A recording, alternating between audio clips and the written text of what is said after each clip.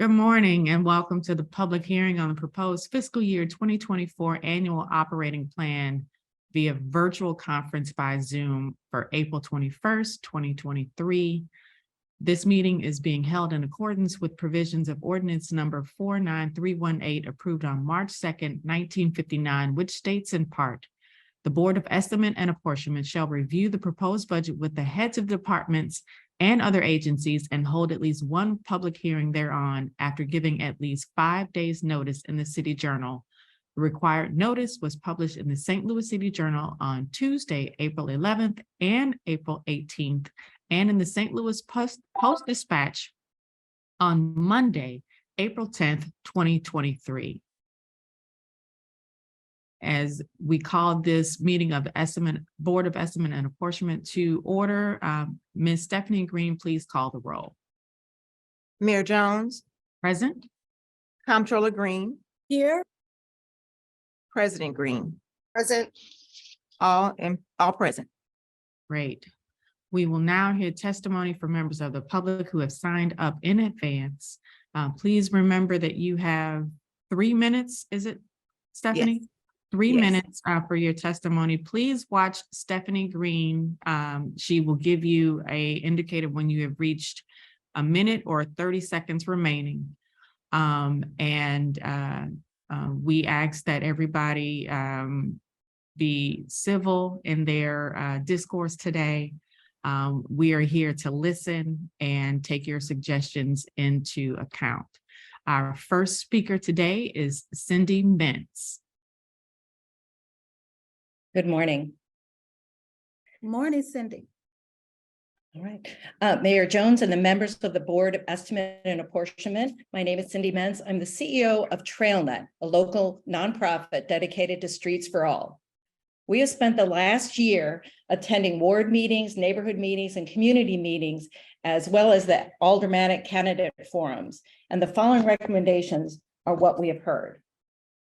Last year, Mayor Jones made the statement that the city needs a comprehensive citywide infrastructure plan.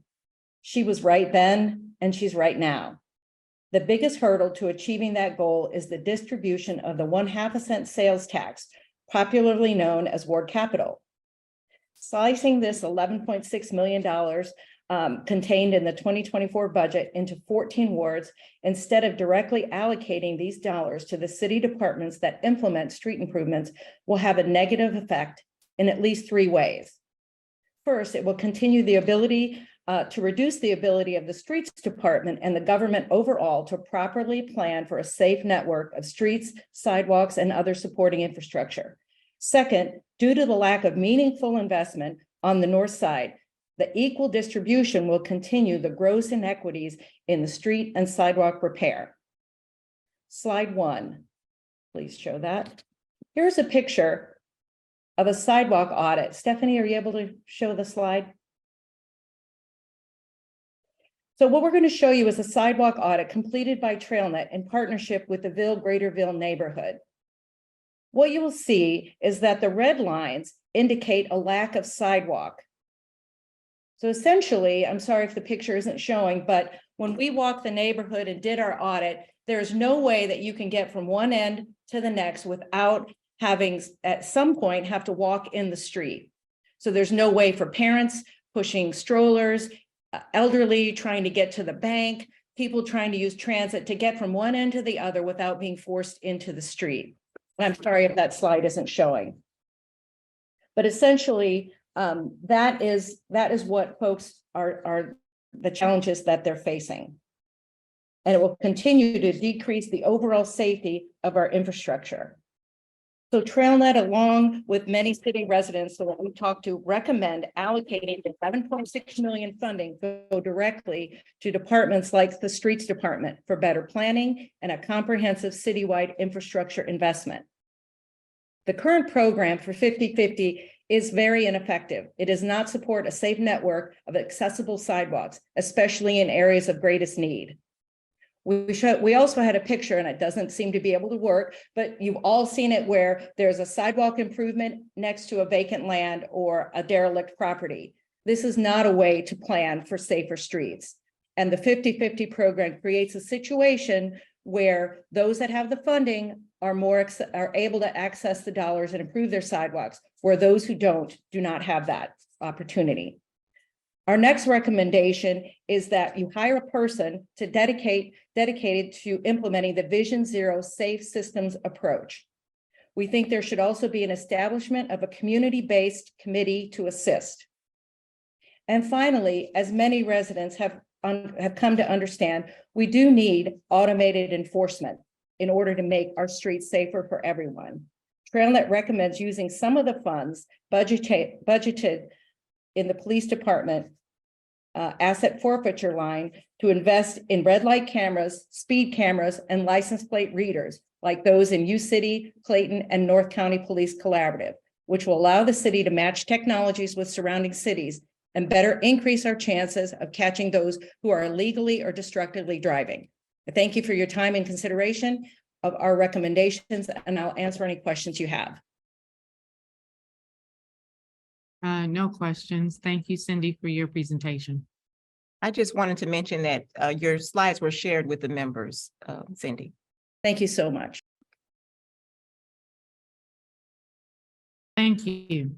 Next Thank you, up Cindy. is Jerry Connolly. I don't see Mr. Connolly, so we'll move on to Nathaniel King. Nathaniel King.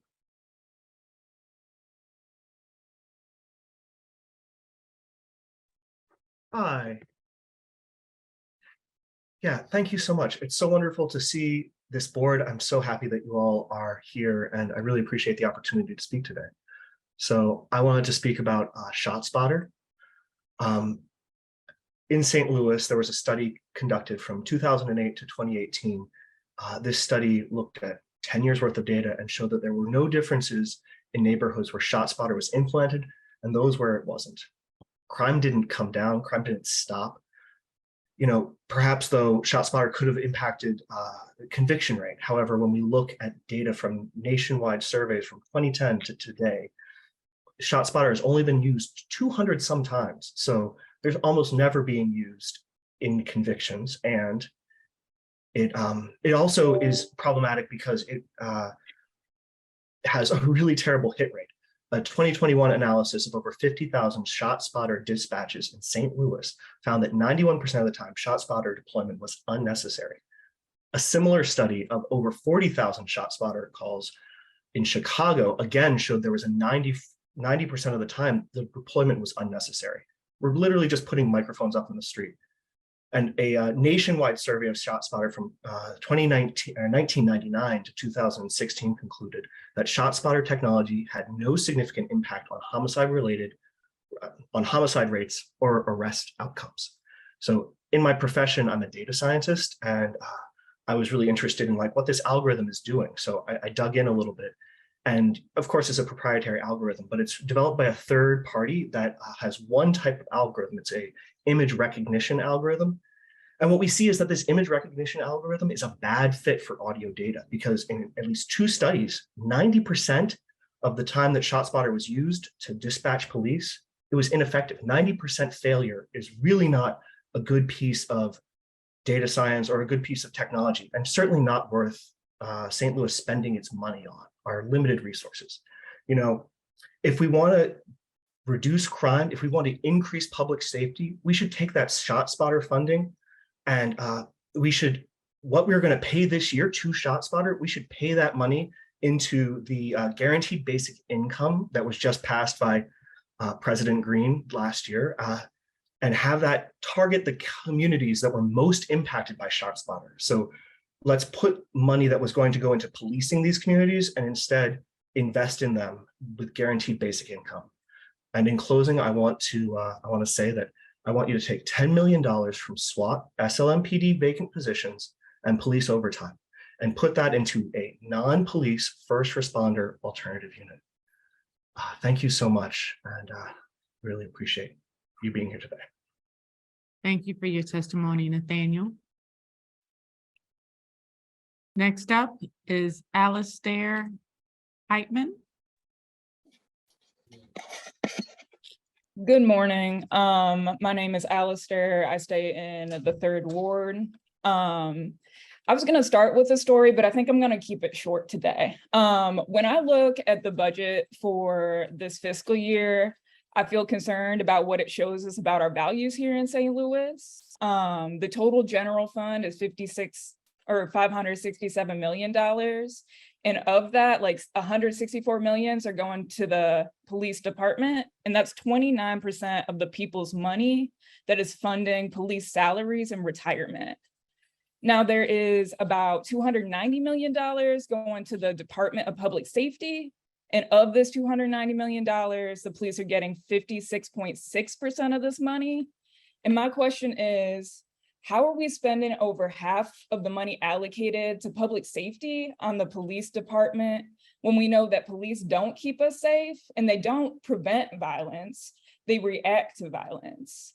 So with that being said, the police department is getting a new pay package with increases of 8 to 13% in their salaries and benefits. And I would like all of that money to go towards safe, affordable housing for our unhoused community members, funding for our public schools, and programs that invest in our youth.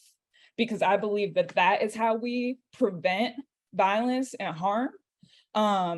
Because I know that the safest communities are not the ones that have more police. Our safest communities are the ones who have their basic needs met. And we need to invest into changing the very conditions that cause violence in the first place.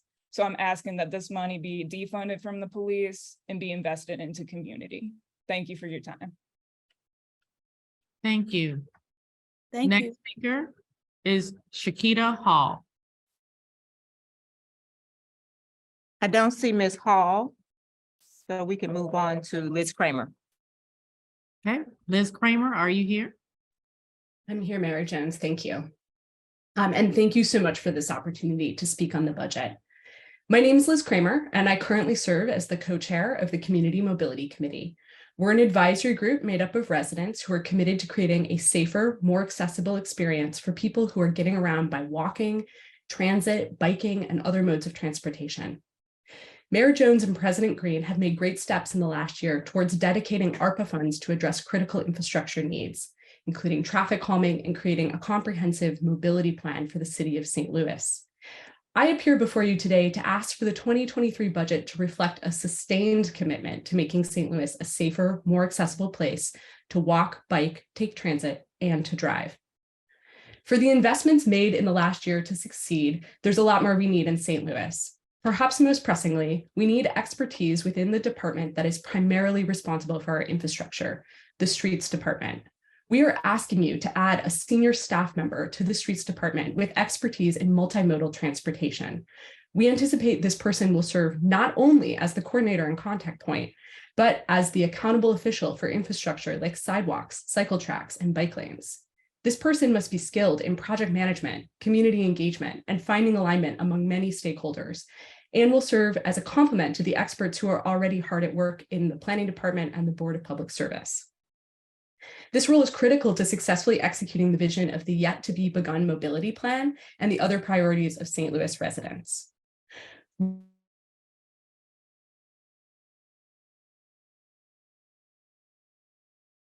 Uh-oh, did we lose her? Yes. Okay. Next, hopefully she comes back and she can get her minute back. Next we'll have Ainsley Harkins. Is Ainsley here? Hello? Yes. Yes. My name is Ainsley and I am a resident of Ward 5 and I'm here to testify on the fiscal year 24 budget. I just moved to St. Louis City last year, but since I've moved here, there's obviously been a lot of issues, and it seems that solutions that are being proposed is just funneling more money into the police, which I believe are the ones exaggerating these issues. Since I've moved here, I've seen lots of homeless people being like in the streets around, like anywhere you drive, and there's no like warming shelters, there's no cooling shelters, and there's also been a lot of evictions. And as you can see from the budget, is we have enough money to take care of the citizens who live here.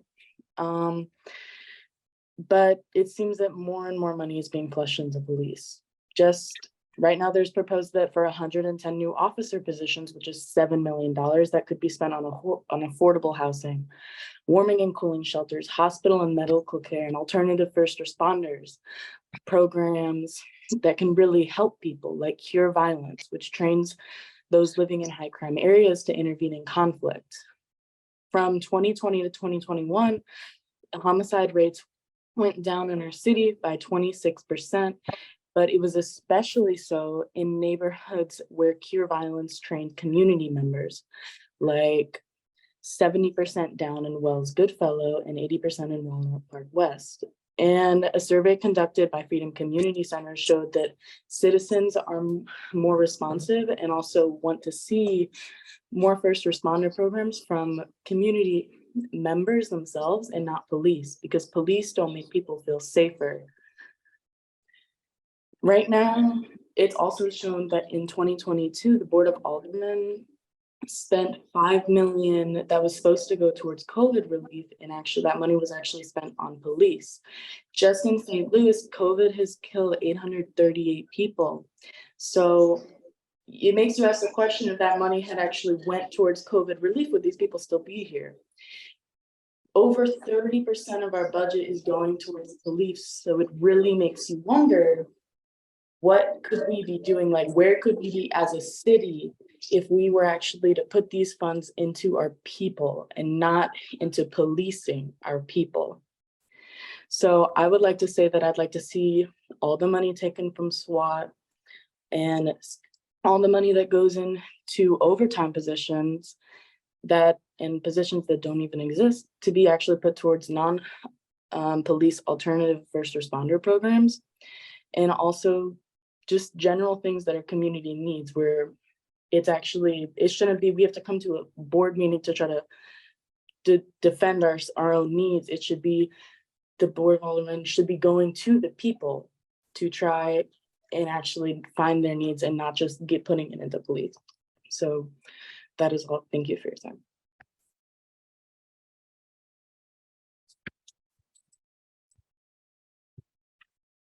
Thank you, Ainsley. We're noting that Jackie Langham is a no-show. And we will go next to Inez Bordeaux.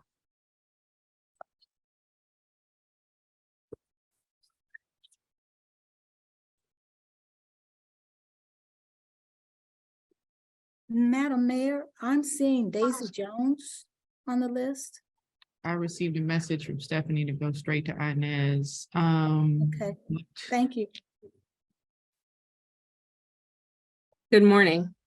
I was running to go let Jackie know that you all called her name. And then you called my name, so I had to run back. Okay. I'm sorry, Inez, is Jackie here? I'm gonna send somebody to go get her, but I'm So happy she to. can go after you. Okay, great. Okay. Thank you so much. I always love the opportunity to speak to the Board of E&A. My name is Inez Bordeaux. I wear a lot of hats. I live in the 3rd Ward. I'm the committee woman of the 3rd Ward. I'm the manager of community collaborations at Arch City Defenders. I'm a mom, I'm a nurse, I'm an organizer. And all of my hats are adamantly opposed to this budget. I see once again, we are giving more money to the police, the same police department that, you know, kills more people per capita than any other police department in the entire country.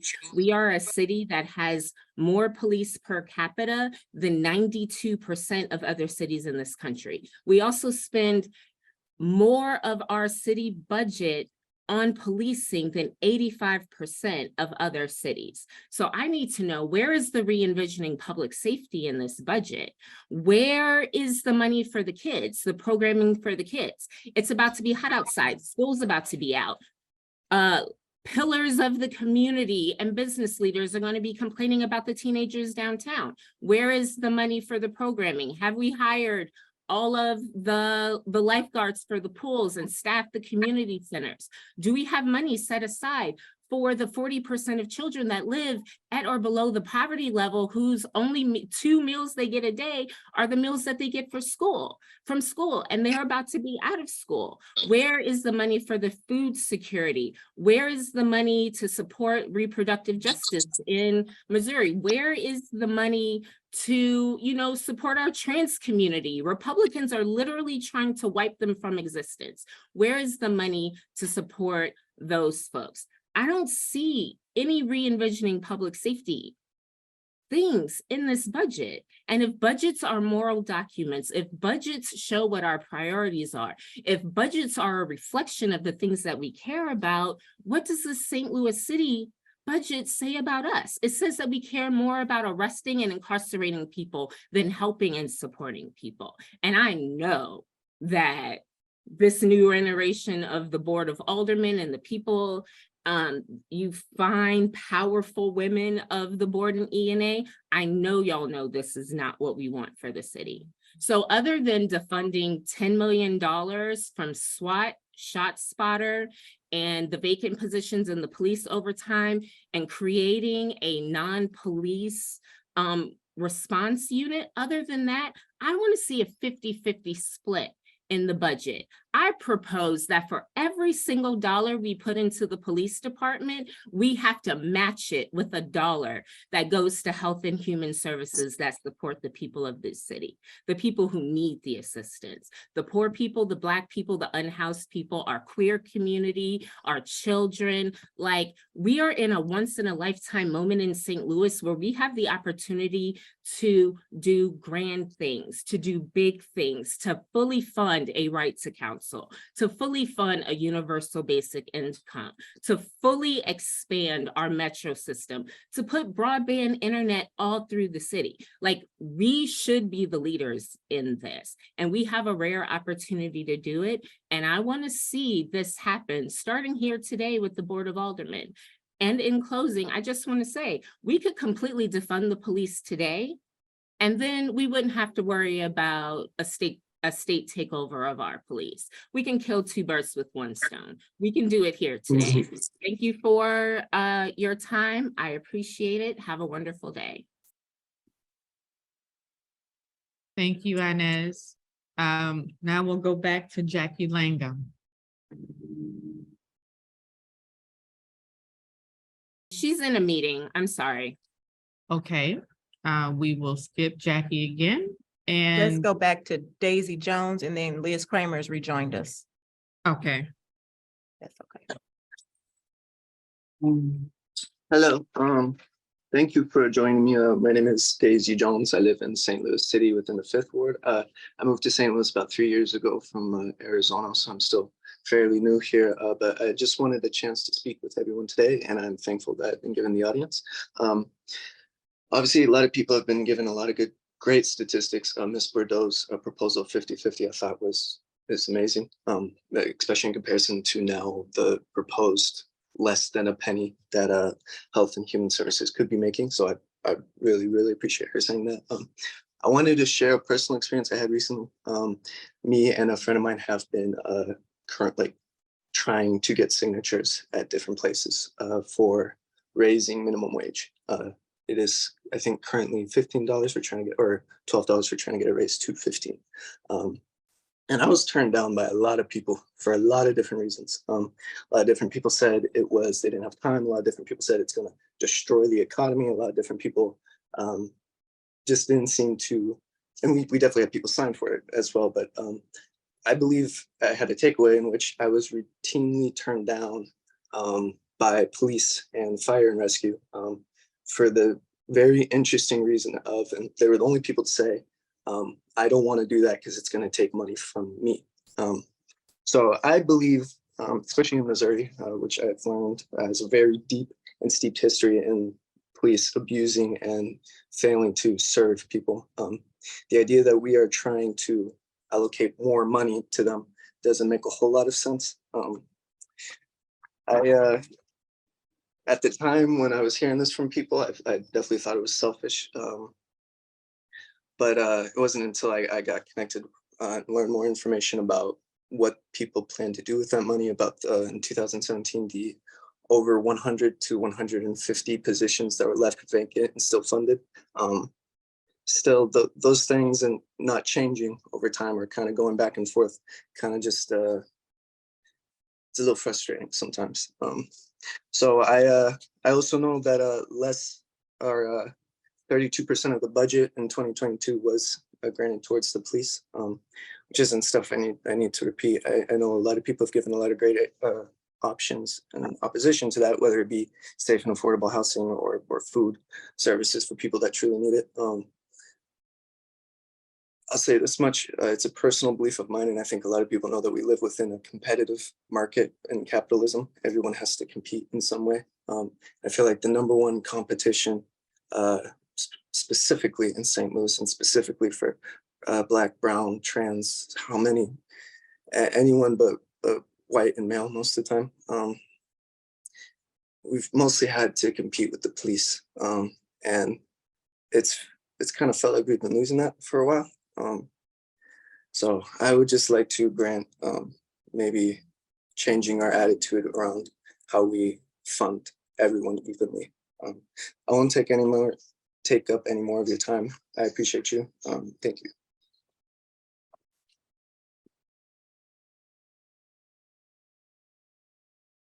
Okay, thank you, Daisy. We are jumping around a little bit. Stephanie, who's next? We can go to Liz Kramer. Going back to Liz Kramer. Yes, that'll be, and then we can take Yes, Peter Hill after that. Okay. Donna, can you fix the thumbnails, please?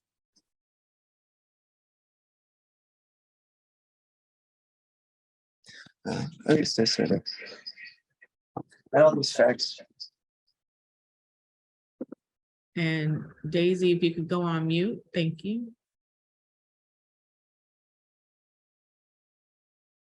Going back to Liz Kramer.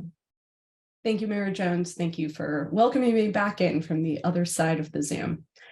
So to complete my statement today, we also want to see funding that's dedicated to forward-thinking initiatives that other cities have successfully undertaken, including having resources available to make high-quality, quick-build improvements on roads that have proven dangerous, implementing work that comes out of the mobility plan towards a Vision Zero approach, and automated enforcement. We've sent you a letter that outlines some of the specifics of our hopes for these resources. But importantly, funding for us is an important part of how we address the needs on our streets and sidewalks, but there are also some structural changes to how funding is allocated that would increase the equitable distribution of high quality infrastructure across St. Louis, as Cindy talked about earlier, correcting decades of historic disparities in investment.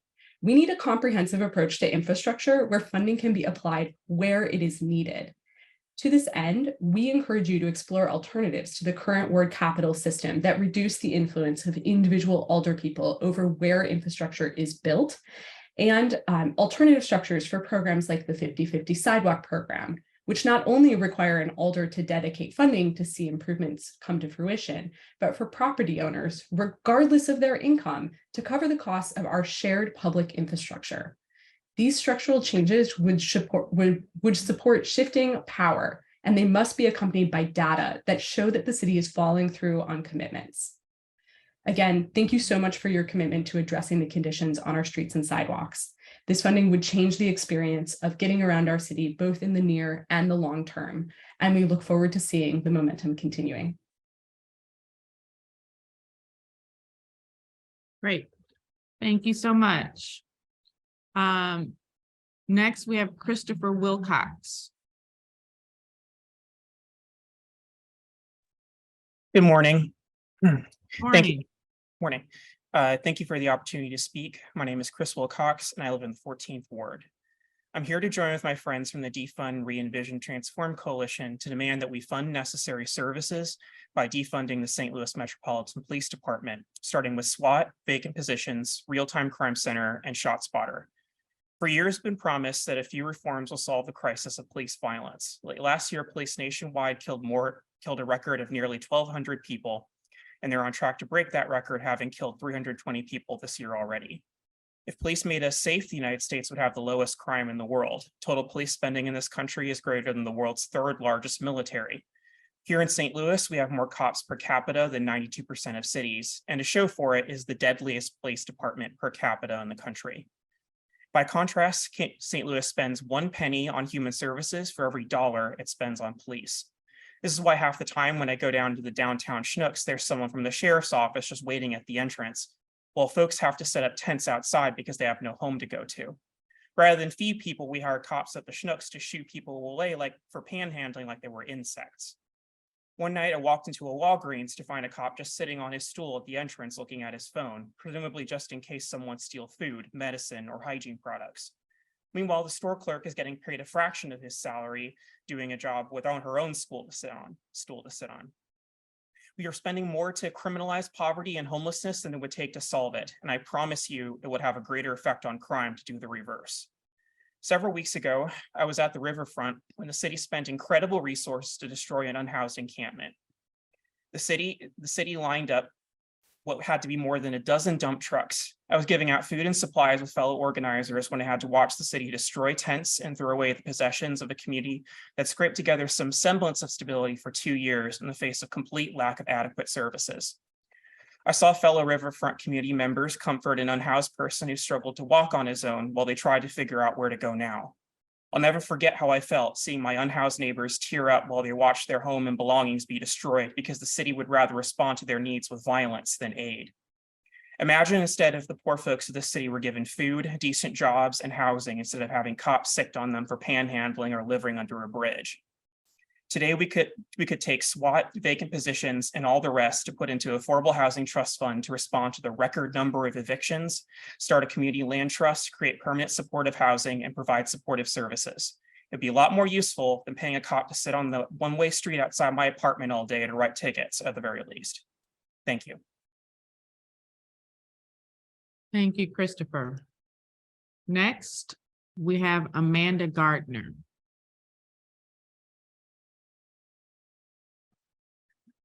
Good morning, everyone. My name is Amanda Ray Gardner, and I'm a resident of the new 8th Ward. I'm also an organizer on both the We the Tenants campaign and the Defund, Re-envision, Transform campaign. This budget plans to spend nearly $164 million of our tax dollars on policing in the next year to support a department that uses more force per arrest than 81% of all police departments in the country, and only managed to solve 56% of murder cases from 2013 to 2021. If policing kept us safe, St. Louis would be one of the safest places in the US, with more police per capita than 92% of the country. Instead, we continue to have high poverty, high crime, and minimal opportunities for our residents because, I repeat again, we choose every year to spend $160 million on a police force that at its best solves just 30% of the violent crime murders against Black residents while shooting and killing more unarmed citizens per arrest than 52% of other departments. In the Department of Public Safety, 56% of allocated funding goes to police, even as the department also encompasses SEMA, the Building Division, Neighborhood Stabilization, Fire, and Violence Prevention. Do we really think that 56% of our public safety money should go towards not solving crime, or should it go to things like addressing the 23,000 vacant properties in the city that need stabilization, maintenance, and fire protection? We live in a city that was just devastated by 2 once-in-a-lifetime floods in a single week last year, but we're barely giving SEMA $400,000 to replace some tornado sirens. We want to envision a new world of public safety, but we only fund the Office of Violence Prevention, a place to try out new ideas, a paltry $2.5 million, the same amount the police are getting for take-home cars in a city with at least 1,200 people who are living without homes. In a perfect world, we take that full $164 million and funnel it into anti-poverty and violence prevention programming. We'd have a fully funded Office of Tenant Advocacy, and so much money would be invested in homeless services that everyone who wants a home would have one in this city. We'd be able to invest in transformative justice and restorative justice programs, which address both the victim and the perpetrator far better than our current justice system. And our streets could be driven on without risking a tire blowout every time you get in the car. Our city doesn't have the infrastructure to reinvest that 164 million immediately, but we do have the ability to take $10 million from shot spotters, SWAT, and unnecessary vacant positions and overtime in the police department. We could invest that into $5 million for a fully funded right to counsel program, $2.5 million in rental assistance funds, and another $2.5 million for homeless services, so that the 40 folks that were uprooted from the riverfront encampment and all folks that are just like them living in this city can receive continued services and the care that they need. Thank you so much for your time. That's all I have to say today. But hopefully we can get that 10 million defunded from Ethel PD. Thank you for your testimony today. Next, Carter Ransire. Hi, my name is Carter Ransire. I use he, him pronouns. I'm from St. Louis. I love the city and the people in it, and I want my tax dollars to be spent on actually supporting our community. Right now, this budget does not do that. As it's been brought up, over $164 million of the general fund right now is allocated towards policing. To put that into context, right now, homeless services only gets about $15 million. That's not even from the general fund. That's ridiculous. We know policing does not help our community, as many other community members have shared here. We know that policing is racist. Taken directly from the City of St. Louis website, in the City of St. Louis, officers report use of force violations nearly 3 times as often in majority Black neighborhoods as in majority white neighborhoods. In the City of St. Louis, a Black person is more than twice as likely to be arrested for municipal violation as a white person. In the City of St. Louis, Black drivers are nearly twice as likely to be stopped by police officers as white drivers. Also, looking at a review of the crime and policing data source from the Department of Justice, it was found that there is no correlation between crime rates and the size of police forces and police budgets. Zero correlation. So what is going to keep us safe? We need to address the root causes of crime, which are going to be poverty, systemic racism, and lack of access to safe and affordable housing. A study in Orange County found that increasing affordable housing actually reduces most types of crime, especially violent crime, while increasing the property values in the area. We need to invest in people. We need to invest in housing. And what does it look like to be an unhoused person in St. Louis? Right now in St. Louis, we do not have enough funding to support our unhoused community by far. If you are unhoused, there is a 1-year wait list to actually get into a housing program. What are you supposed to do for that year? Where are you supposed to go? That is a whole year. I worked at a transitional living program for youth in St. Louis City. Some of our clients were actively unhoused and on our waiting list for months before a spot in our program opened up. Think about that. That is 16, 17-year-olds who do not have a place to go. Meanwhile, the city keeps evicting tent communities of unhoused people, again, while there is nowhere to go. We don't have a 24/7 shelter for unhoused people. We need that. Every year, unhoused people in St. Louis City freeze to death in our winters, and each one of those deaths are entirely preventable. This year, for the beginning of winter, despite freezing temperatures that certainly qualified the warming bus to activate, the city warming bus was not available. We need these services. We need a warming bus. We need 24/7 shelters. I want to take money away from policing, take it away from shot spotters, from vacant positions, from overtime, from SWAT, put it into affordable housing. We need 24/7 no barrier shelters. We need transitional living programs. Again, take money away from what's not working, from what's harming our community, the police, and put it into our people, please. Thank you. Thank you for your testimony today. Next, Amy Morris. Thank you. Thank you so much for the opportunity to speak today. I live in the 10th ward. I work as a resident physician at St. Louis Children's Hospital. And in all my spare time, I'm a volunteer foster for CARE STL Animal Rescue. CARE is the animal shelter for the city of St. Louis. It is a no-kill, open admission shelter, and it has achieved an incredible greater than 95% save rate for its animals. In addition, its work spaying and neutering our city's animals is vital to curbing the number of stray animals on our CARE owes its success to the tireless work of its dedicated staff and volunteers, but the shelter is desperately underfunded. In 2018, the shelter had an intake of 800 dogs. Since then, the number of animals at CARE has drastically risen. Actually, they had over 3,000 dogs intake last year. Yet the funding for the shelter hasn't changed.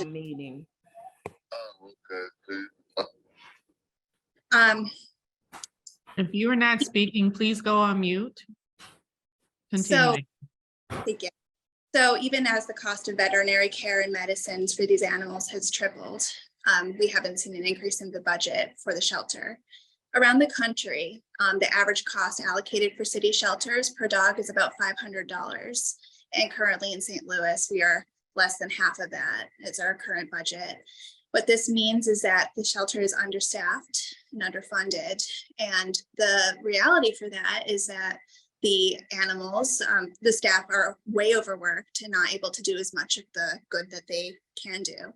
And we've seen the animals in the shelter, many of whom come in fairly adoptable and actually having to, and very good animals having deterioration in our conditions because of overcrowding and because this facility itself is not set up currently.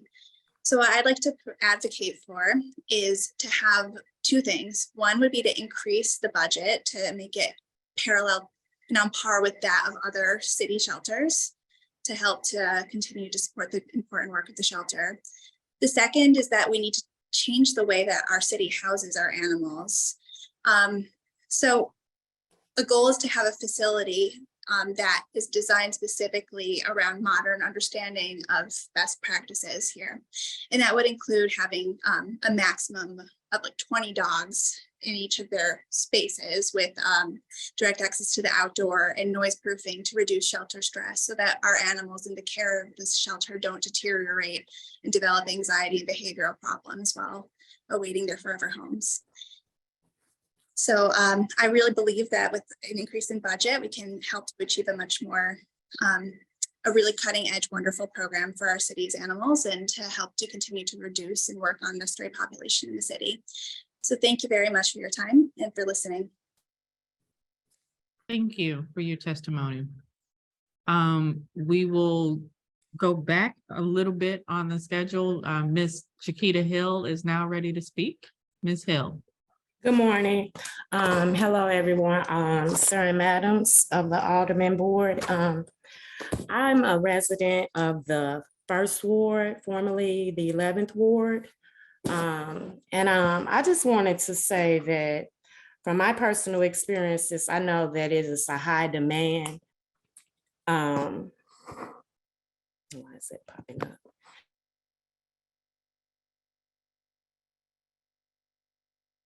Ms. Hill, are you okay?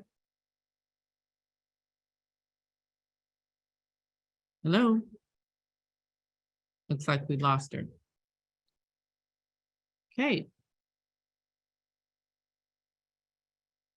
Hopefully Ms. Hill will return. We will now go to Ben. I'm here. Oh, Can you all hear Ms. me? I'm Hill? sorry. Yes, Yeah, ma'am. Sorry. continue. I'm sorry. But like I said, I reside in the 1st Ward, formerly 11th Ward. So I see it's a high demand. We need affordable housing and safe housing. I also volunteer with Art City Defenders. And through my personal experiences, like I said, with the housing crisis that's going on, it's not just here in Missouri, but I see a lot of people that are at risk. And once you face like losing houses, you have a lot of things to deal with, sort of as like mental. And we don't have a lot of places where people can turn to. So, you know, it's a lot of effects that come from that. And having small children, they have to deal with that also, you know. So being uprooted once again from your home or whatever, I even see people that, unlike me, that have jobs and they're struggling as well. So it's a great need for affordable housing. And we need to somehow come together, even though, you know, some people have more privileges than others. So therefore, I just want people to come together and see what other programs that we can put into place for these teenagers, because it's a lot of teenagers that are out here at risk and that are homeless and unhoused. So we need more money into housing and mental health. Great need. I don't want to waste too much of your time. That's mainly my thing, mental health And housing is the first important thing. Without that, you know, if you put yourself in an unhoused person's shoes, you know, we just got to do something more in our city too, not just building up structures so people can come here to visit, you know, recreational, because it's more crime. I don't want to see the unhoused. Like right now, I feel like everyone needs rehab, whatever jobs you all have too. You know, it's like more than addicts that are out here that are unhoused. It's people that lost their jobs, like I said, or a loved one due to COVID. The last 4 years, the money that has been put into the St. Louis Police Department that wasn't used could have been greatly used for housing resources. I myself was one person that needed those resources, and I thank God that I was put in a position that I did receive help. But these waiting lists for like programs, they're too long. People will die out here waiting on housing. Same way with mental health support. Everyone is overworked and undervalued. So, but we still have to value the people in the community as a whole. We have to come together as a whole, as it's the community, how we gonna thrive. We need each other. So we can't just focus on what people want. We have to focus on all of our needs. Thank you. Thank you, Ms. Hill, for your testimony today. You're welcome. Next up,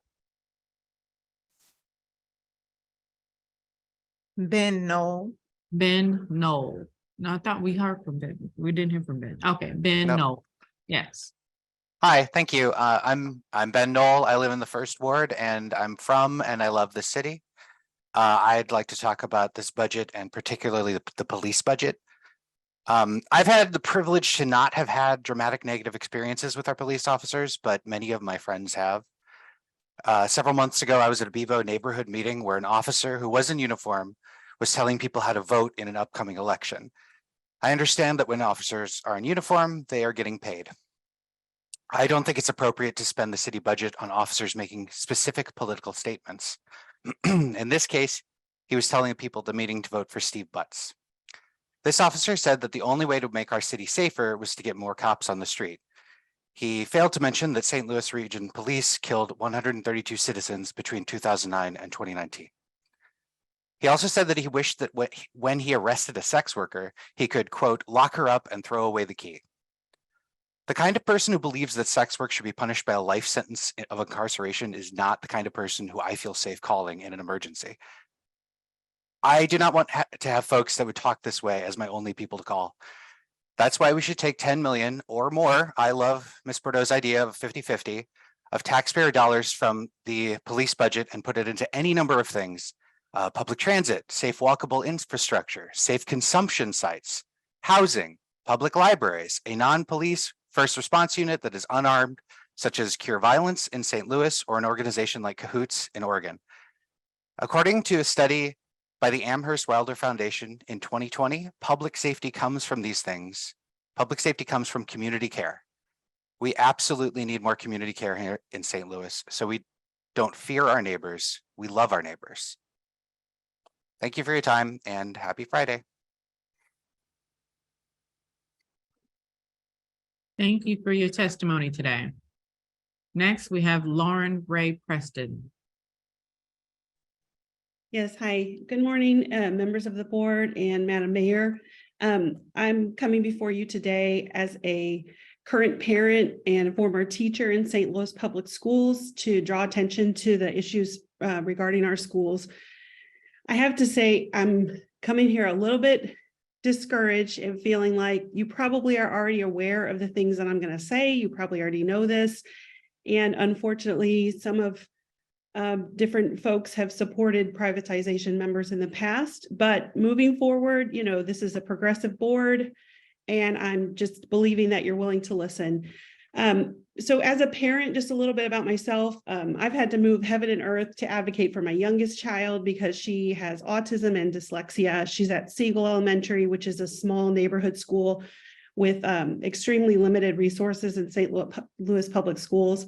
I've had to fight to secure the resources and instruction she needs. And now I'm helping other parents navigate IEP processes and trying to figure out ways that we can leverage, federal dollars to get help for the kids.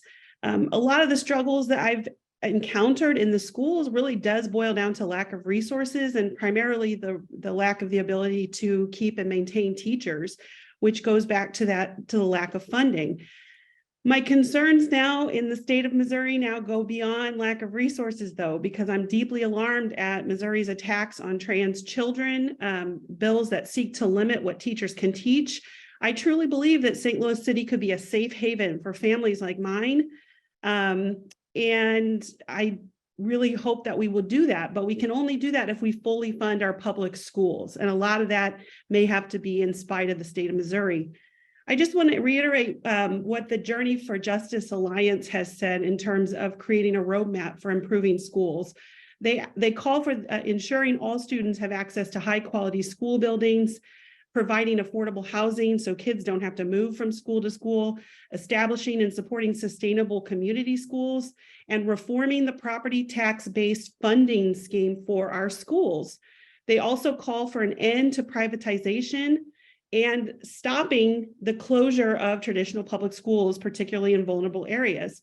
And I want to add here that the NAACP passed a resolution in 2016 that called for a moratorium on the expansion of charter schools. So I'm imploring the board and the mayor to take concrete actions to fund our schools, stop the opening of new schools, and work to establish a citywide plan for education. I'm calling on you to stop giving out tax abatements and TIFs. I'm calling on you to allocate budget money beyond property taxes that goes directly to St. Louis public schools. We also have just seen the recent ruling where charter schools in the city are no longer required to allocate funding to remediate the impact of segregation. We need to allocate resources to public schools that will be required to materially address the impact of racial segregation in our city. I've called for this before. I'll continue to call to see real change. Our children deserve an education that prepares them for the future. Our schools are a foundation of our community. We can't afford to let them crumble. Let's take progressive actions that will truly make a difference. I'm really urging you to do what's right, to do what's just. We don't need more choices. We need fully funded public schools. Thank you very much. Thank you for your testimony. Next, we have Fatima Camara. Good morning. My name is Fatima Kamara. I'm the housing justice organizer with Action St. Louis and the We the Tenants campaign. I live in the 10th ward, the new 10th ward in the city. Right now, as we all know, we're in a housing crisis. And due to this housing crisis, We the Tenants recommends the roughly $5.8 million cited in Board Bill 180 for a right to counsel for those facing eviction be included in the budget for the next fiscal year. We would like to see the deadline that's also listed in the bill of January 31st, 2024 met or exceeded by starting the program even sooner, as it's desperately needed. Eviction rates are surpassing pre-pandemic levels, so we also recommend at least $2.5 million for rental assistance. Again, it's desperately needed so that the trend of eviction will continue if we're not supporting our residents economically. Other ways to help renters are establishing an Office of Tenant Protections. The few protections that Missouri does currently have on the books are often not enforced. Also funding the Affordable Housing Trust Fund. We also recommend focusing on short-term and long-term housing for our unhoused neighbors, as well as wraparound services to support them and their actual needs rather than just trying to get them out of sight. The Department of Human Services is about to lose its director after a winter of not meeting the needs of our unhoused neighbors. And a violent sweep of an encampment with unclear expectations on where our neighbors should go. And with that, we also are in solidarity with those calling to defund the massive police budget and taking money from ineffective policing methods and putting it into our community. especially housing and other community resources that can actually take care of our community and prevent crime rather than just reacting to crime. Thank you. Thank you, Fatima. Next, Kellyanne Barnes.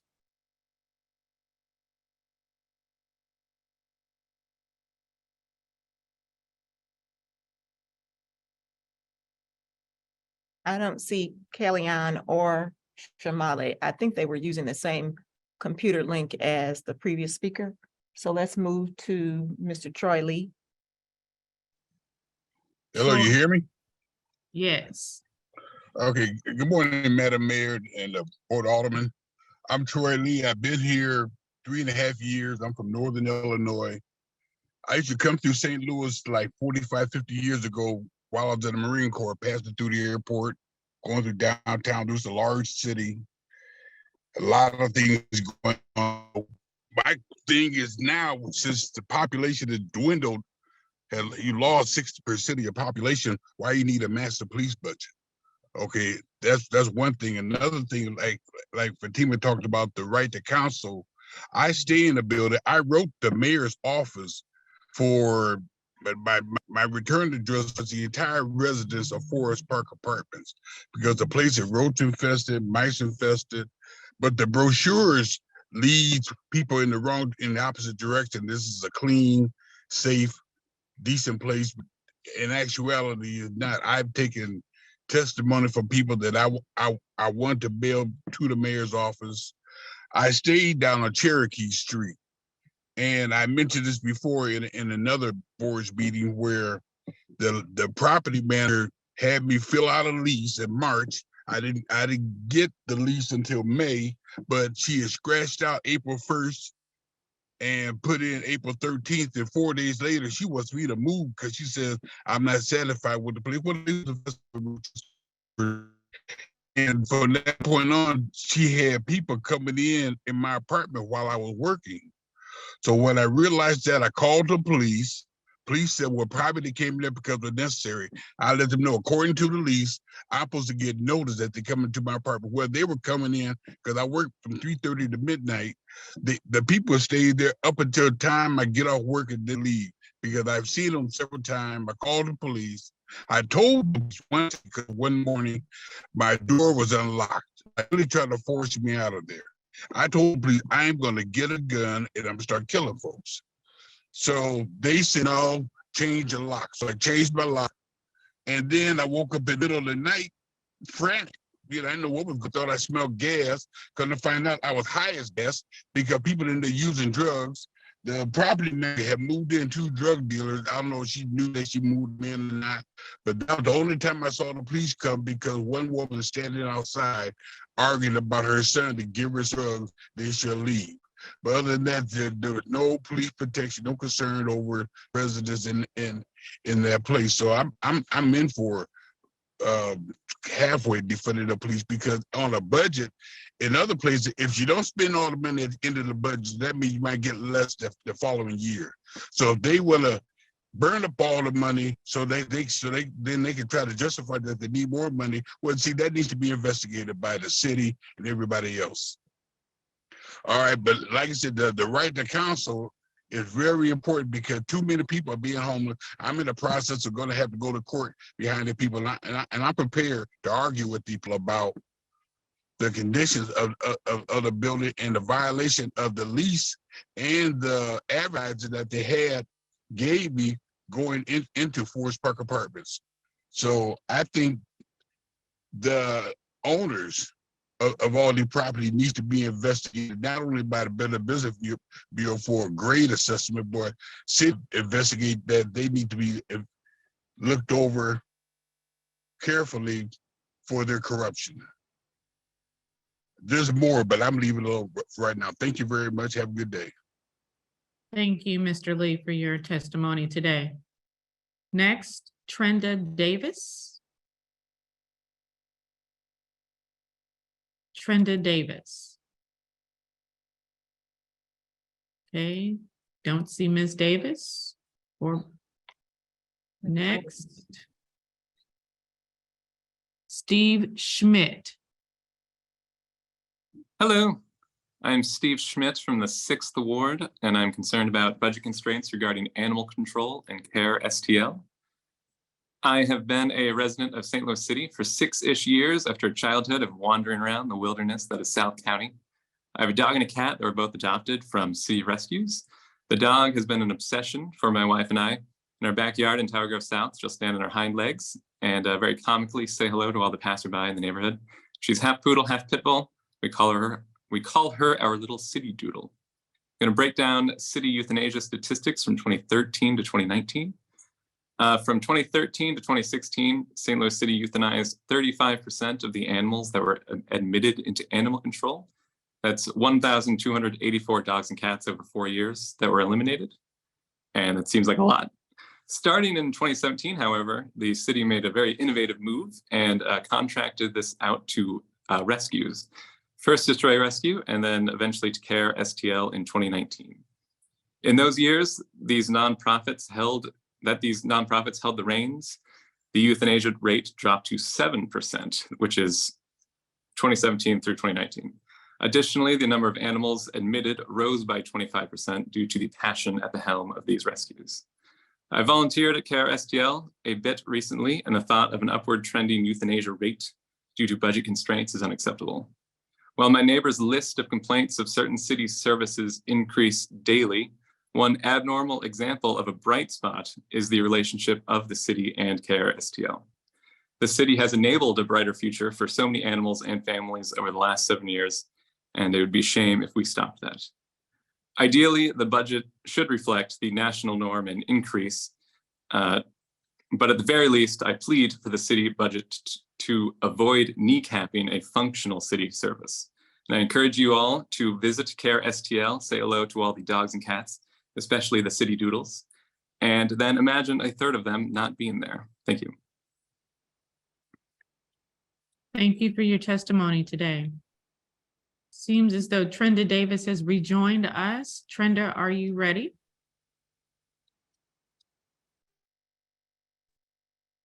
Yes, ma'am, I'm ready. Good morning.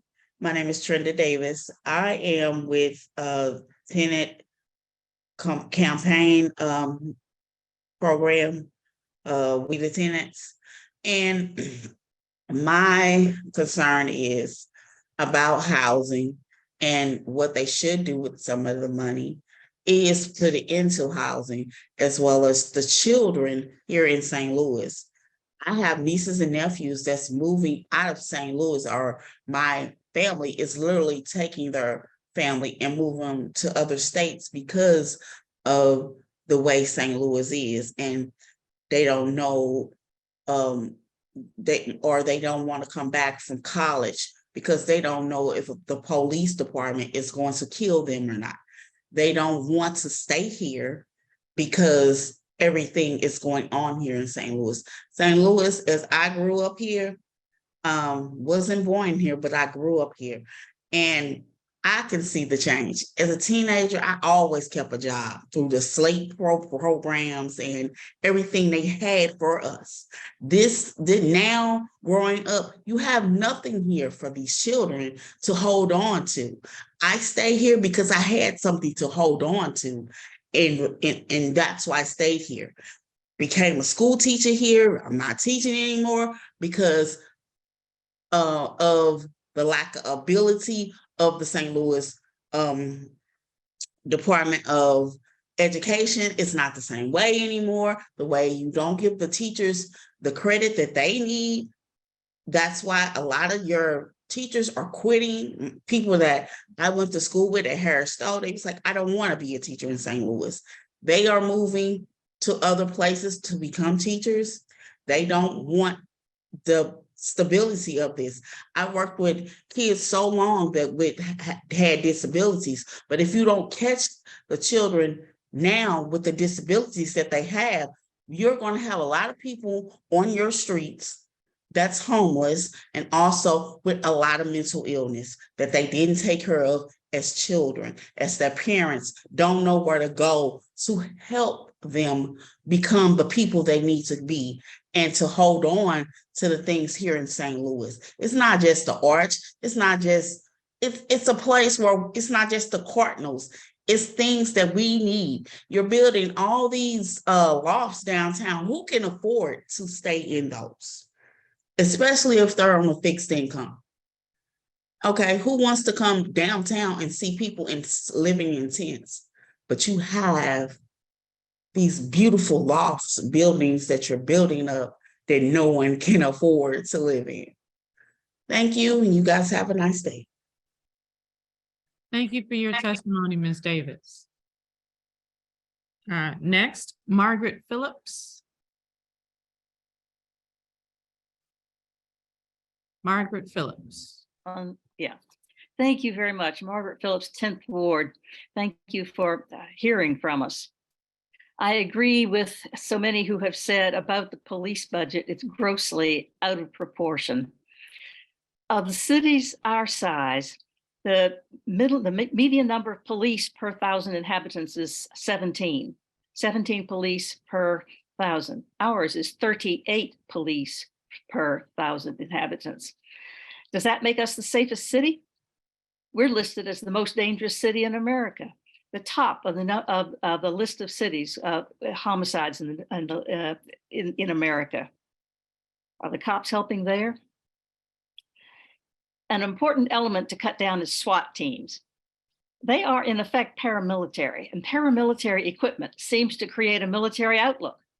And the military are to neutralize and maybe kill the enemy. Enemy, neutralize. What happened to protect and serve? To get rid of SWAT.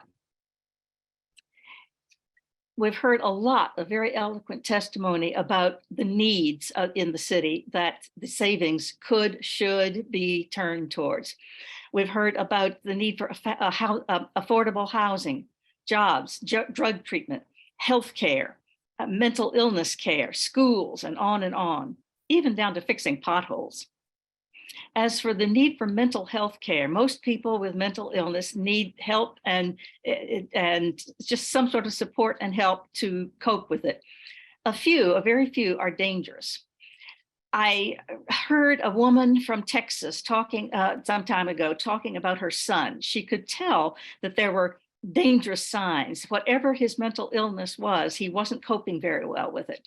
She asked for help. She begged for help again and again. Nothing, no help whatsoever.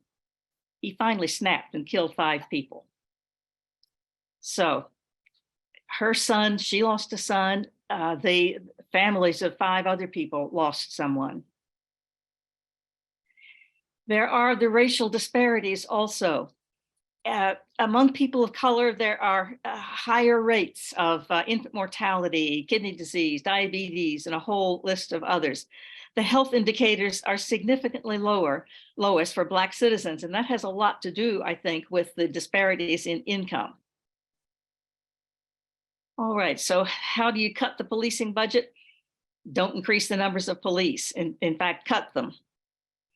Divert some tasks. Traffic cops don't need to be carrying guns and taking up that part of the budget. Cut out SWAT team deployment.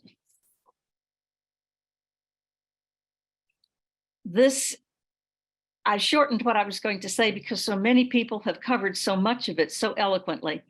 But basically, at bottom, cut much of the policing budget as much as possible. Spend that money on those human needs. Thank you very much for hearing all of us. Thank you, Ms. Phillips, for your testimony. Next,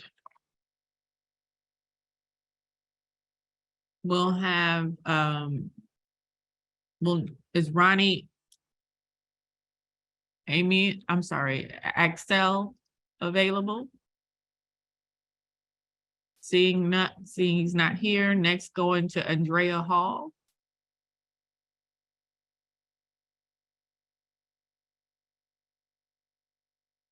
Andrea Hall. Hello, how are you? My name is Andrea, and I am a resident of the 14th Ward. And I would like to see monies from the general funds redirected into more community care-based holistic healing programs. I would love to see about 10 to 20 million to build a general wellness sanctuary where we'll meet the needs of mental and physical health naturally with ancient holistic wellness techniques of mindful activities and classes to help the general public and certainly the police and all of the first responders to reset, reprogram, and to activate the mind, body, and spirit for natural healing to occur, constantly repairing the tissues, bloods, and organs, teaching grounding with activities and food to heal and naturally release trauma, which will definitely heal and self-redirect violence, create calm, promote longevity, release childhood and sexual trauma, depression, anxiety, and behavior health issues, as well as PTSD naturally. I would also like some of the funds that are going to the police. I would love to see part of that money allotted and used for lots or land and permits and equipment to start yearly community gardening in lower income neighborhoods. There are dozens of studies done for decades now about how communities with access to healthy, natural, whole foods all year round, they thrive and they live better. This will be not only for fresh, whole, healthy foods, but also for educational purposes, physical and mental exercise for our vessels, building better health by lowering stress levels and anxiety, as well as gratification of the harvest and sharing with the family, togetherness and family structure, learning and breaking bread with your neighbor, getting to know each other, which will definitely cut down on violence. And also by cutting down on consuming less poisons like Roundup and other chemicals and processed foods, cuts down on diseases, mental and physical health ailments, and early deaths. If we eat better, we live and we thrive better. Our mind and bodies perform better. We make better, more rational decisions versus violent ones. And last but not least, it saves families income. And thank you so much. That's it. Thank you for your testimony today. Thank you. We'll note that Sarah Roberts is not here, and moving on to Zandy Barrett. Good morning. Thank you for the opportunity to speak this morning. My name is Zandy Barrett, and I am the Graboid Jefferson Catalyst at Dutchtown South Community Corporation, and I'm also a resident of the 7th Ward. This morning, I'm speaking on behalf of Dutchtown South. So we are joining with a group of community partners, some of whom you've already heard speak this morning, in support of the Funding Demand campaign. We ask that the board include $400,000 in ARPA funds toward the city's Right to Counsel program, in addition to an additional $4.5 million from general revenue to ensure the operation of this program. We also ask that the city fund an additional $2.5 million in rental assistance and continue to support the Affordable Housing Trust Fund. Dutchtown South really sees these programs as essential to keeping residents safe and in their homes and to creating additional affordable housing in the city. Thank you. Thank you. We'll now go back to Kalyan Barnes.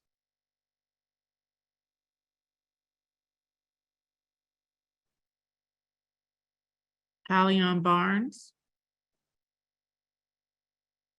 I'm here. Good morning. My name is Corleone Barnes, and I'm with We the Tenants. I live in the city of St. Louis. I'm currently in the shelter right now. And We the Tenants would like to see the funds. We'd like to see funds set aside in the budget for right to counsel for those facing eviction, rental assistance, and the homeless people.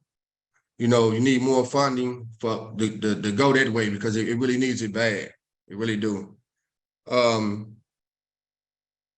Defunding the budget that went for the police need to be allocated for the homeless. More money need to be set aside. It really do. The budget need to be some like permanent in the budget, not just a one-time thing. It need to be an ongoing, some like a team set aside to manage money quarterly for like schools, mental illness, most definitely the public schools. Public schools need it bad. They taking out the schools, turning them into lost. You know, they need to be schools again, because ain't too many schools for the city in the city of St. Louis. And with that, I thank you.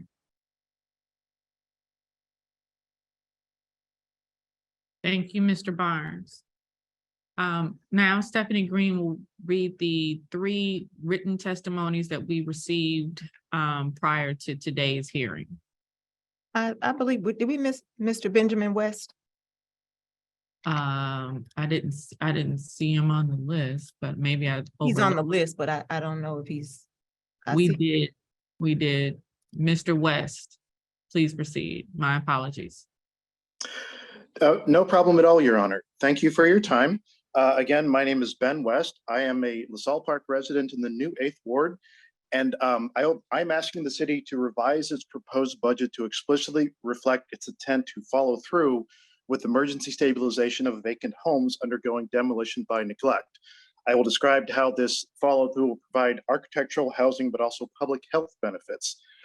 So in the fiscal FY24 proposed budget, it is encouraging to read on the building divisions demo and board up fund. You're expecting to have $4.5 million from Prop NS and use tax revenue. However, in the following lines, the performance measures and expenditure categories are only mentioning demolition and board ups, not stabilization. I would like to highlight 1000 Morrison Avenue in LaSalle Park. It is a neglected house undergoing demo by neglect. It is catty corner to me, so I'm unavoidably biased, but I feel this house also vividly demonstrates the pressing need to stabilize vacant structures over shoddy demo or eventual collapse.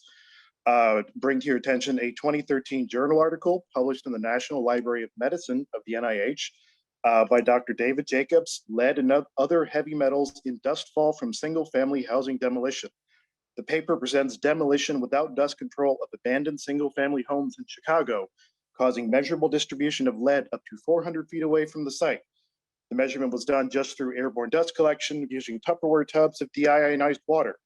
For 1000 Morrison, this structure is of similar building stock, and that 400-foot radius would encompass dozens of households extending to the doorsteps of 900 block of Hickory. Most affected nearby households, including units in LaSalle Park Apartments, public housing, and my own, have at least one child resident. The paper indicates a collapse or hasty demolition of 1000 Morrison would make distribution of lead, arsenic, etc. to adjacent households a certainty. Additionally, there would also be the dust kicked up by significant debris having to be hauled out since the house fills much of its lot and it would not pack down into its basement. And so while 1000 Morrison is an extreme example due to the density of structures and the adjacent public housing and the fact that children play right by it daily, it is far from the only vacant, dilapidated structure in stubbornly delinquent ownership in the city, which poses both fall hazard but also potential toxic dust hazard to residents right next door. So thank you for your time, and I hope you all have a wonderful morning. Thank you, Mr. West. Again, my apologies for skipping you. Ms. Green, the letters you've received. Yes, ma'am. The first comment is from Leonard Bell, and it's basically a question. Is it possible that the annual standard of living raise that city employees received at the beginning of each new fiscal year previously, in addition to the annual evaluation raise, will be reinstated into the budget? That's a question regarding the annual evaluation raise and the previous standard of living raise. Comment number 2 is from Tracy Stanton, a resident of the 5th Ward. I'll read. I have been a Black female St. Louis in all of my life, so I have a very intimate relationship with this city. I have an intimate relationship with the creativity and the joy experienced in this city despite all of the oppressive and suppressive tactics that have been employed to suffocate Black lives and despite the racist, patriarchal history of this city. I am submitting this written testimony on behalf of myself, those who have lost their lives to police violence and interpersonal violence, as well as everyone that is currently being detained in a jail or Missouri prison cell due to a lack of community investment and the effects of systematic racism. I'm submitting this testimony to discuss the budget priorities for the fiscal year 24 budget. I first want to begin by saying that our budget presents our morals and our values, and from the previous years, it seems that we value the enforcement of white supremacist behaviors and not the needs of our community members. I would be remiss if I didn't highlight that we have spent years investing money, millions of taxpayer dollars, in a system of safety that doesn't actually keep us safe, but instead induces fear, is reactionary, and kills our community members. When we are as a city going to be honest about the actual job, roles, and actions of the St. Louis Metropolitan Police? When are we going to be honest about the thousands of Black and brown people that don't have access to mental health services, food, housing, adequate education, and jobs? When are we going to be honest that repair is not needed, but owed? We can continue to incarcerate our way into a safer community because we are still feeling the effects of redlining and slavery. When are we going to show real investment in our people? I can't really take this board seriously when I know that resources are being spread and allocated in areas where violence is low, where white people reside, and not in the most vulnerable communities. I expect more from this new board, the majority self-proclaimed progressive board. I expect you to unveil and look at the root causes of the violence that is plaguing our communities and create real transformative solutions. We can't be afraid to go into the heart of our city and tap into the hearts and minds of our people. Campaigns, handshakes, and smiles are great, but what about listening to the pain of the grandmothers who have lost their sons to police or gun violence, or the mother who can't feed her children, or the dual diagnosed community members that can't afford their medication and are treated like outsiders? We have to put our money where our values are. Jails, prisons, and police do not keep us safe. I would like to see the 4 public in-person budget hearings, including weekend and evening options, in areas accessible to the people who most need to be offered feedback and for all members to be present. I would like also to see $10 million defunded from Shot Spotters, SLPMD, vacant positions, overtime, and SWAT, and allow those funds to non-police first responders alternative programs. We want community investment. I want community investment. Written testimony number 3. It's from Nick Hatzler. And he says, esteemed members of the Board of Estimate and Apportionment, thank you for your work in debating the fiscal priorities for the city for fiscal year 2024.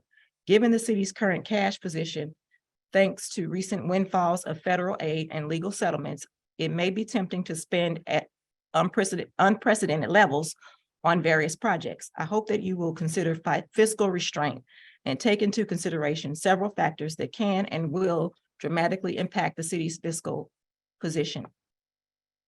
These factors include increasing payroll and pension costs and an impending economic downturn. Given that it took nearly 15 years and the influx of federal aid to reach the current unreserved general fund cash balance of $92.7 million, please consider dedicating funds to FY24 to bolster the reserve fund and improving the city's long-term financial position. And written testimony number 4 is from Rachel Sakura. Hello, I am not able to speak at the meeting today due to work conflicts, but I want to share my thoughts as the topic to incredibly important to me in our city. If it can be shared with decision makers or even during the meeting today, I would be grateful. I am a St. Louis City resident and have been a dedicated volunteer at CARE St. Louis since 2019.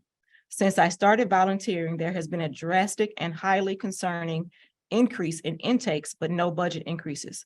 In turn, so many animals do not receive the care or stimulation they need to enable them to become loving and safe adoptable pets. Additionally, so many are living in temporary crates, 23.75 hours a day due to lack of space. The increase in behavioral euthanism rates is a direct result of this decline in care, which is a direct result of a lack of funding.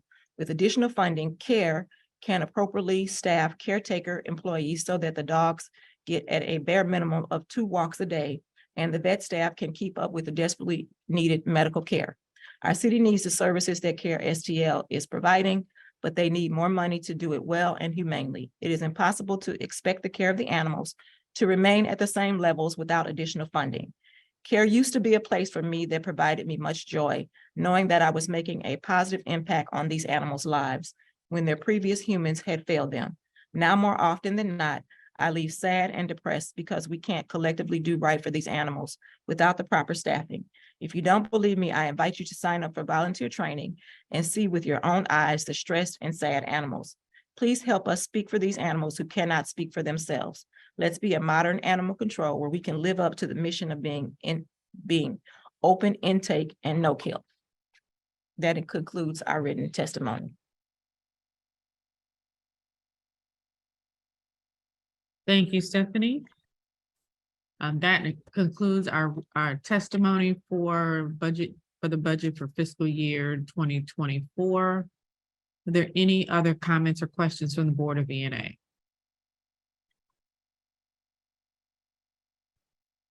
Megan, you're on mute. Yeah, I'm muted. I do have, there you go. can you hear me now? Mhm. I think I do have a couple of questions for Paul Payne that might be a bit more grain questions after our testimony today. Can you tell us how much we are spending on ShotSpotter per year? Yeah, I believe that is in the budget under the asset forfeiture portion of the police department. Let me look Okay, up. well, that's the line item. Yeah, let me see if I can pull it up here.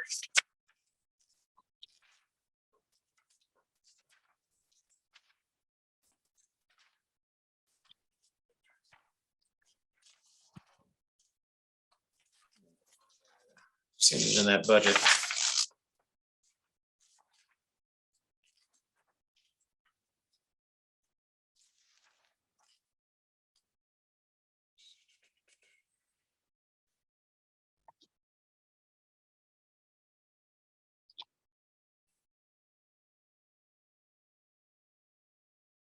I know it's in there. It's in one of the contractual services accounts.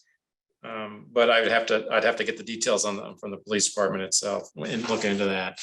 It's not, when we changed over to the new county system, it sort of lumped it together with those accounts, but that's where I believe it is, yes. Sorry, I froze for a second there and did not catch everything that you said.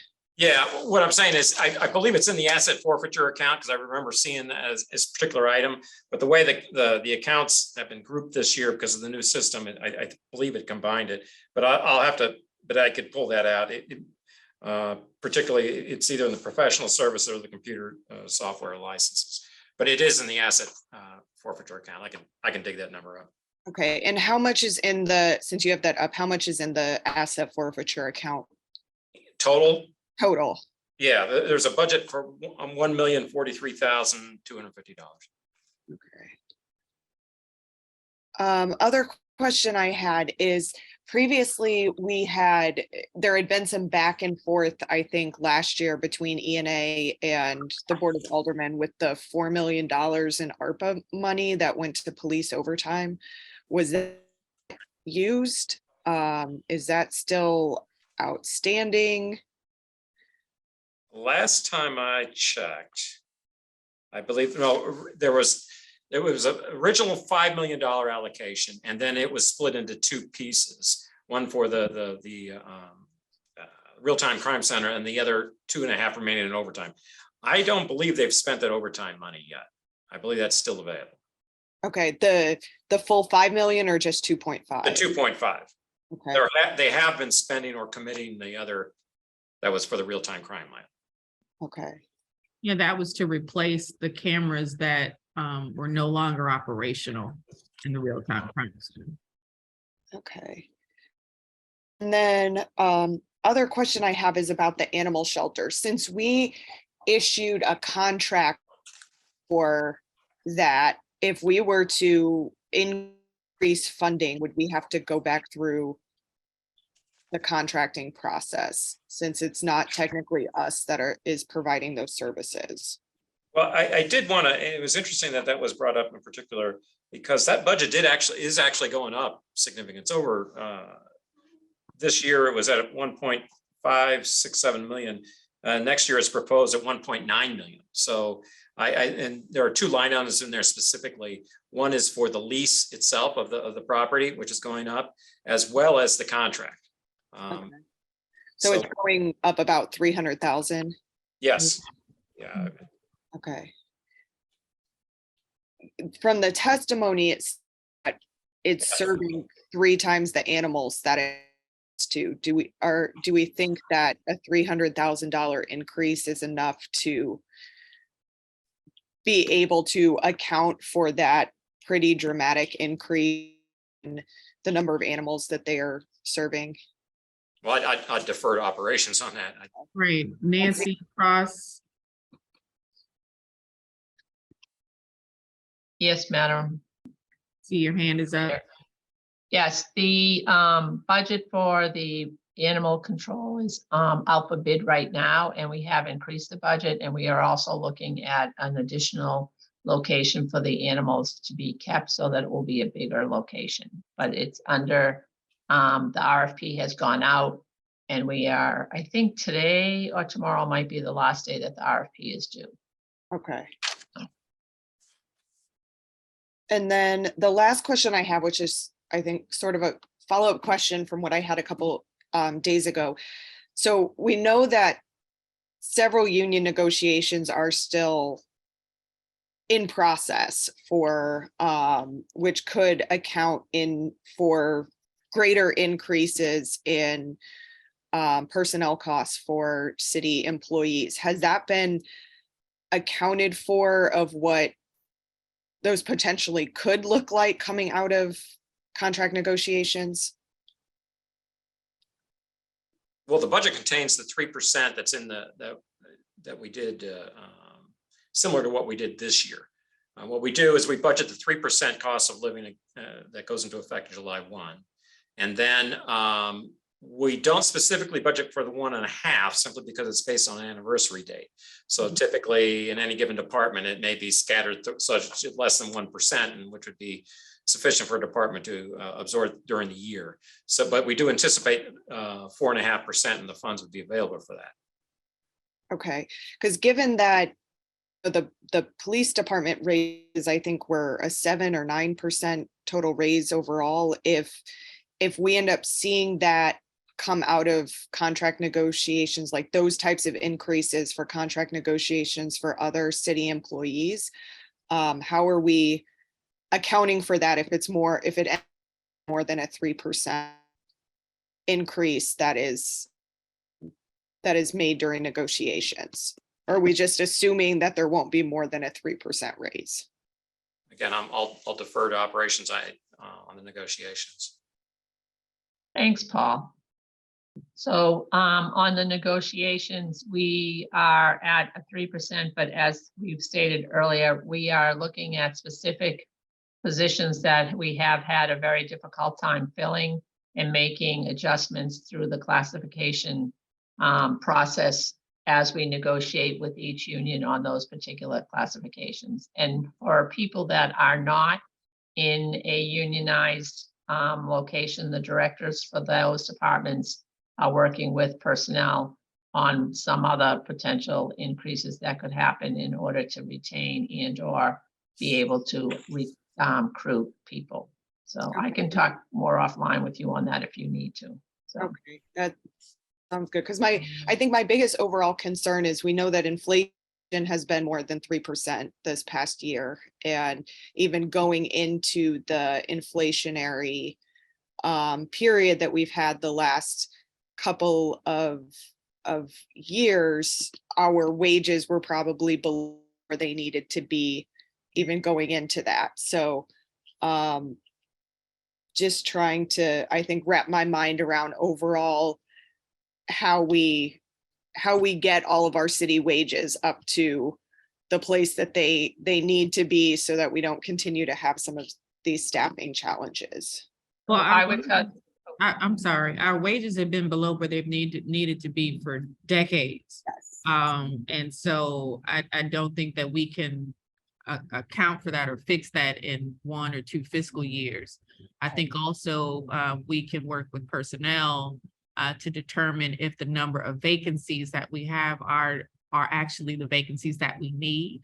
And maybe we can take some vacant positions and try to account for some wage increases there.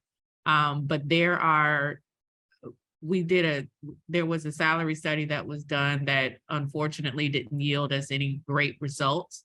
So Nancy was talking to you about how there's a person in personnel who's also looking at this as well, to take a look at some of our higher need positions to make sure that as she's in negotiations to make sure that those wages are competitive.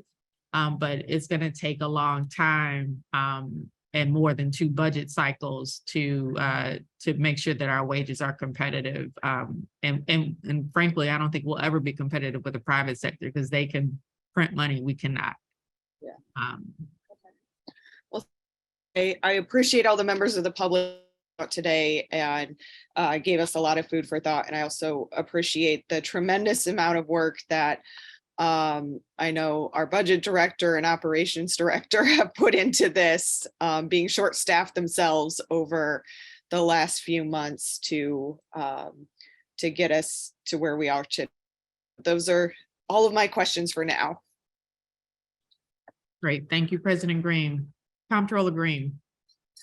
Thank you, Madam Mayor. I just also want to thank all the people who came out to give their comments and suggestions about the budget, the fiscal year 2024. And I want to thank Paul Paynes and his staff and others for putting this budget together. It's not an easy task, but we've done it. And I want to follow up with kind of a summary of what the theme has been in terms of the comments: affordable housing, St. Louis Municipal Police Department. When that's been talked about, I'm hearing SWAT, Shot Spotter, and the Real-Time Crime Center, possibly to look at those a little closer in terms of funding. I'm hearing the other comments about the streets, specifically sidewalks and other kinds of safe system, something titled Vision Zero safe system approach to be looked at in terms of St. Louis Public Schools, even though we don't have any jurisdiction over, to be mindful that the charter schools could be problematic in terms of fully funding the public schools. And finally, the care, under which I believe the budget director just talked about it. The budget is up, or no, that was Nancy Cross saying the budget is up and that there's going to be a new location.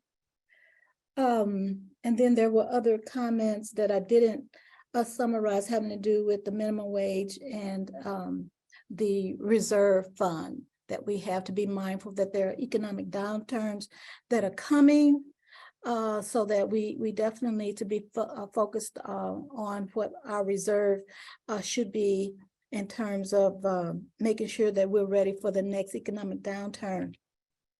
But also, while we're in this particular budget year, I wanted to follow up on what the Madam President questioned you, Mr. Budget Director, about the overtime. And I believe you said for the overtime for the police that there was not a spending of what was allocated. There was $2.5 million that for this particular fiscal year that was unspent. I wanted to understand or get some clarity on what there was a total of $4 million for a possible overtime plus other. And so the understanding, or at least what I thought I heard, was that $2.5 million overtime was unspent. Can you elaborate, or did I get that wrong? Oh, sure. This was the original, and we're talking about ARPA funds. The original $5 million that was allocated to police overtime in the original, I think that was the very first bill that was passed. when they're allocating ARPA funds. There was a $5 million item. Subsequently, a subsequent ordinance divided that $5 million into two, with $2.5 million remaining for overtime and $2.5 million being allocated to the real-time crime center. Last time I checked, and it's been probably over a month now, but I saw some spending in the real-time crime center, but I did not see spending in the overtime account. So that's what I was referring to. And okay, thank you. That's gives me some clarity, and that is within this fiscal year. The reason I bring it out and we are in the third quarter. Actually, now we moved into the fourth quarter of this fiscal year, April being the first month of the fourth quarter of 2023, fiscal 2023, that is. And when we hear our citizens talking about possible reallocations of funding regarding the current budget that we're going to, which is 2024. But let's look at where we are with the fiscal 2023. And thank you, Mr. Budget Director, for actually taking the time to check to see what's being spent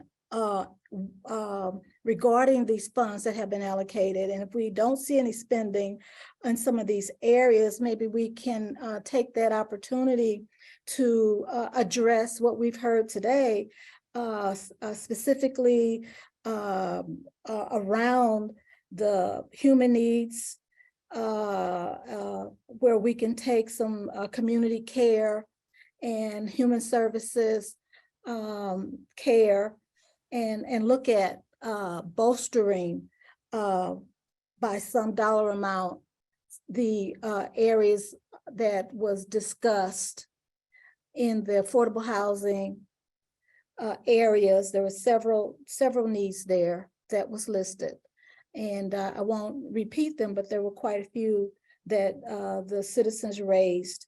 And then I think that we will maybe hit a lot of needs in the area, in the communities, if we were to do that. There was some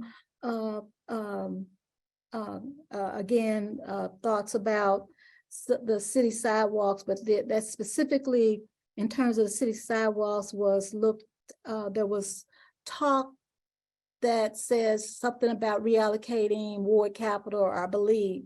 So I know that the mayor has a huge amount dedicated for allocating towards streets, which is 60 million, I believe. And so that may just need to be verbalized when you talk about what is available for capital.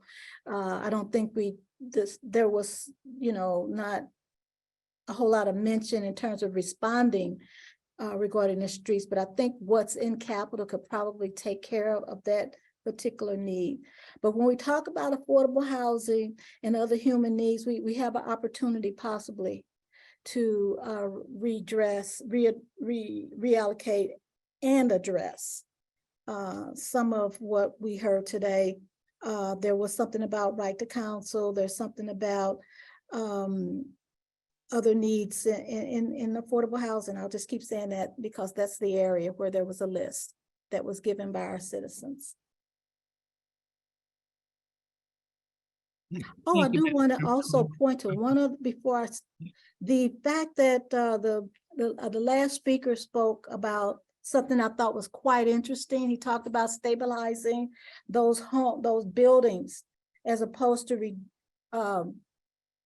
tearing them down. And I do know we have a dedication to demolishing those buildings that can't be saved.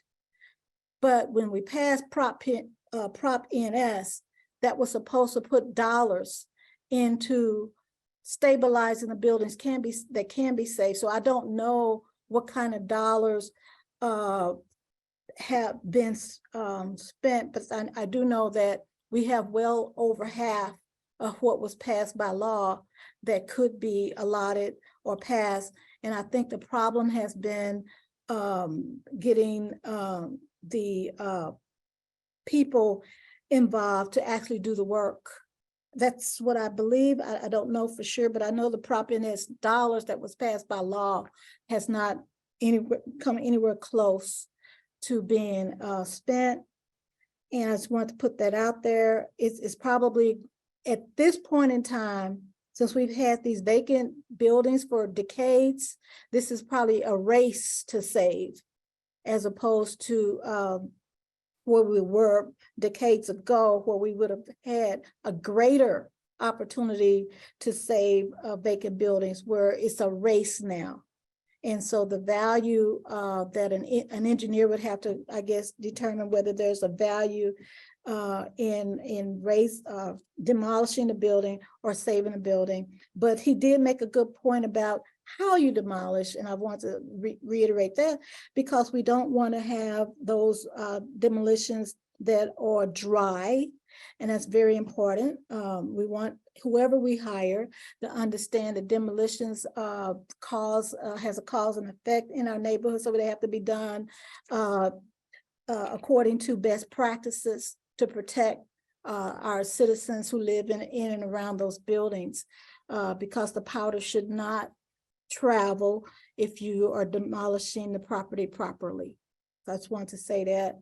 And again, thank each and every one. I've counted 23 that spoke today. And then added to that 23, we had an additional comments from 3. So that's a total of 26 that took time out of their busy schedule to speak to us. And so I think that with that, this is again a very active community which has chosen to come to this public hearing to give us all this information. So I'm certainly listening. I want you to know, and I'm certainly, pointing to the areas with the budget director as we are all 3 present here, Madam Mayor and Madam President, to look at what can we do with the 2.5 million that was certainly pointed out unspent. And I do know that we're still within this active fiscal year, but I just want to point to that, because I'll be looking as well to see how we can redirect those dollars if possible. Yeah, thank you, Madam Comptroller. Also worth noting that 2.5 million it comes from ARPA, not the general fund. I understand. Yes, and I believe Jared Boyd is on camera and wants to give us some context about some of our housing spending, especially our housing stabilization, and some of our other spending there on demolition. Jared. Thank you, Madam Mayor. I think it is important for the public, and we can probably do a better job of that in terms of in discussing the general fund, also uplifting investments from ARPA that will work in tandem with the general fund.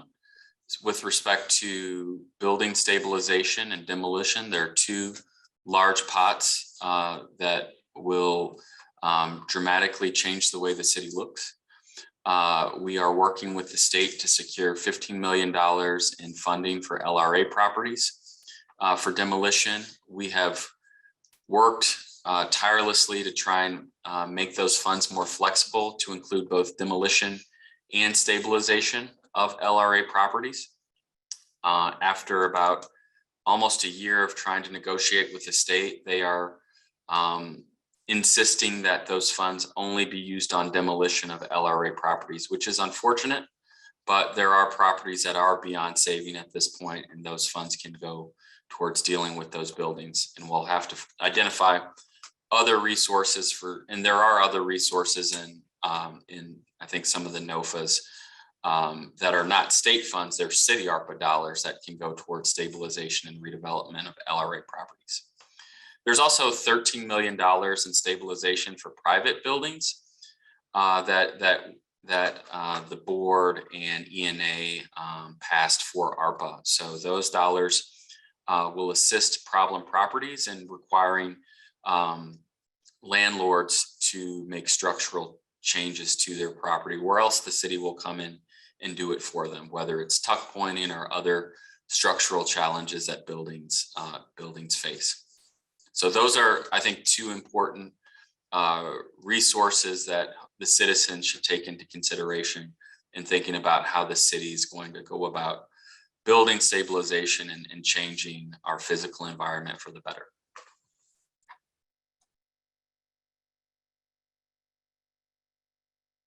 Okay, thank you. Thank you, Jared. Any other comments or questions about the budget?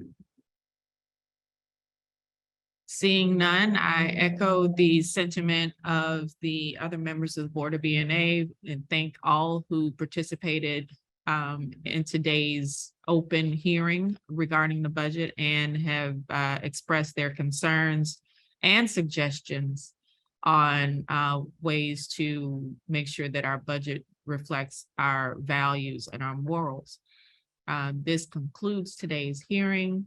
I will entertain a motion, or I'm sorry, I want to thank Stephanie Green for keeping everybody on task and making sure everybody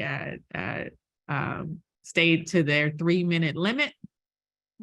And also made sure that everybody was recognized as they were present for today's hearing.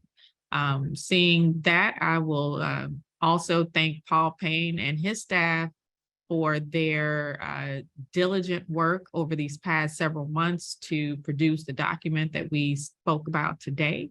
And we will reconvene on Monday to vote the budget out and consider any amendments after today's hearings, and then send that over to the Board of Aldermen for President Green's first budget cycle. So we're looking forward to that. So again, I will entertain a motion to adjourn. So moved. Second. Been moved and properly seconded. All those in favor say aye. Aye. We are adjourned. Thank you very much, everyone. Have a great weekend.